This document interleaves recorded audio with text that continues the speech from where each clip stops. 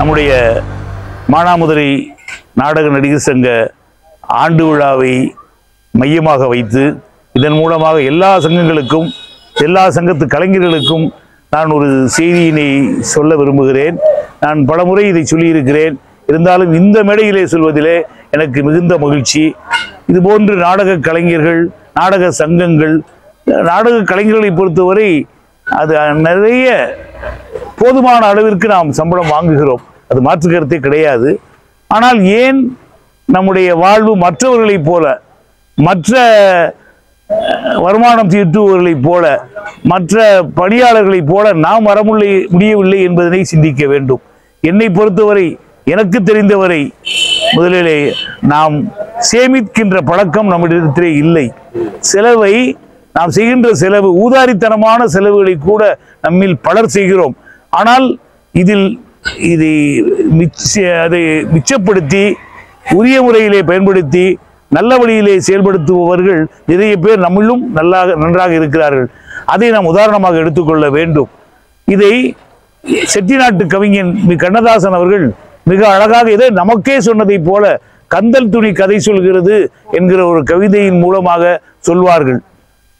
அது ஒரு துணி வாங்குறோம், இந்த துணியை நம்ம செலக்ட் பண்ணி வாங்குவோம் ஒரு கடையா போய், அதை பெட்டியில வச்சு பாதுகாப்போம். அதன் பிறகு ஒரு நாள் அந்த துணி கிழிந்தால் அந்த பெட்டியில வைப்போமா? அப்படி பெட்டியில் வைத்தால் அந்த பெட்டியே எட்டி உதைக்குமா? போடா பீத்த பிழை என்று எட்டி உதைக்குமா? அதை அற்புதமாக கவியரசு கண்ணதாசன் அவருக்கே உரிய பாணியிலே கந்தல் துணி கதை சொல்கிறது என்ற கவிதையின் மூலமாக சொல்லுவார்.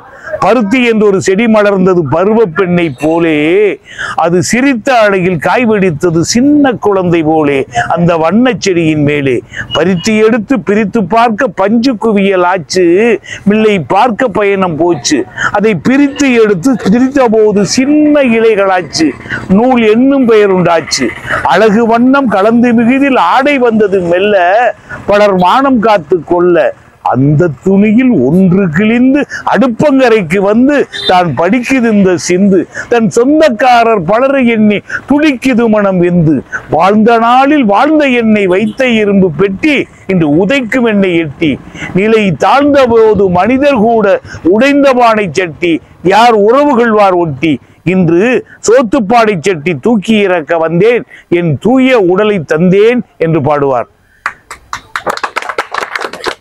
இப்படி பாடிய கண்ணதாசன் அப்பவும் நம்ம நினைத்து பார்க்கிறார். நம்ம ஆளு எப்படி இப்போ நாடகத்திலே சங்கரராஜ பாடலை கூட அதிகமாக பாடுவதை விடுத்து சினிமா பாட்டை பாடுறோமோ, அதே போல சினிமா பாட்டின் மூலமாக நமக்கு சொல்ல விரும்பி அவர் பாடுவார். அந்த பாடலை அவரே பாடுவது போல நடிப்பார்.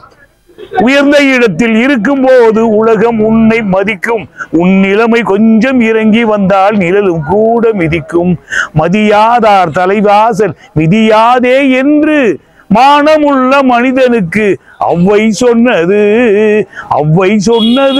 அதில் அர்த்தம் உள்ளது, பரமசிவன் கழுத்தில் இருந்து பாம்பு கேட்டது கருடா சௌக்கியமா, யாரும் இருக்கும் இடத்தில் இருந்து கொண்டால் எல்லாம் சௌக்கியமே, கருடன் சொன்னது அதில் அர்த்தம் உள்ளது என்று சொல்லி இந்த அர்த்தமுள்ள விழாவிலே கலந்து கொள்வதிலே காரைக்குடி இசைநாடக சங்கமும் நானும் பெருமை கொள்கிறோம் என்று சொல்லி அனைவருக்கும் வாழ்த்துக்களை, புத்தாண்டு வாழ்த்துக்களை, வர இருக்கின்ற தமிழர் திருநாள் வாழ்த்துக்களை தெரிவித்து, கிறிஸ்துமஸ் வாழ்த்துக்களை தெரிவித்து வாய்ப்புக்கு நன்றி கூறி விடைபெறுகிறோம். நன்றி, வணக்கம்.